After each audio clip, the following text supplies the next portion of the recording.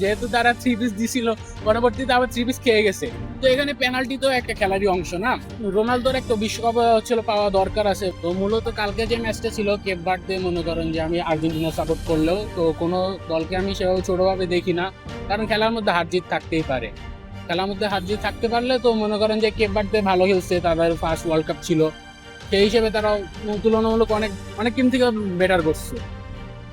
তো আর নেক্সট যে মিশর একটা ভালোই টিম, ওই খেলাগুলো মোটামুটি ভালোই লাগছে, বাট ওদের মিডফিল্ডে আমার একটু সমস্যা মনে হয়েছে, যে ওদের মিডফিল্ডে সমস্যা হইতে পারে বা এরকম কিছু। তো মিশর আর আর্জেন্টিনার যে ম্যাচটা হবে, এটা আমার আশা যে একটা হাড্ডাহাড্ডি লড়াই হবে।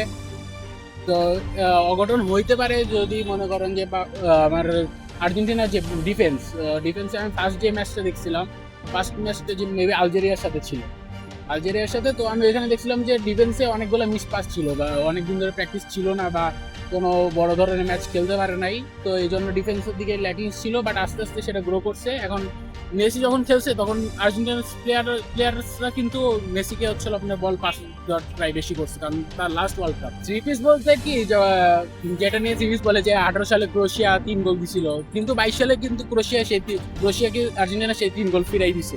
তো আমার কাছে এটা অযৌক্তিক মনে হয়, কারণ যেহেতু তারা 3 পিস দিছিল, পরবর্তীতে আবার 3 পিস খেয়ে গেছে।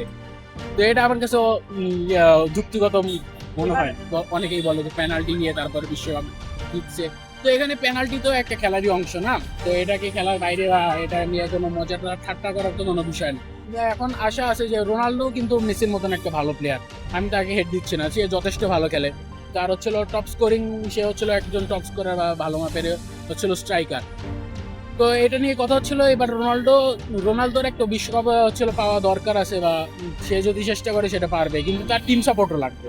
আর্জেন্টিনা ফ্যান, আমি আর্জেন্টিনায় জয় করি, বাট ব্রাজিল টিম হিসেবেও ভালো, তো তাদের খেলাও দেখতে আমার ভালোই লাগে। খেলার মধ্যে তো গোল হার জিত আছে, তো মনে করেন যে আমাদের যেটা নিয়ে খেয়া পাই 3 পিস বলে ব্রাজিল, বেশিরভাগ ব্রাজিল ফ্যানরাই, তো আশা করবো এটা 3-0 হোক।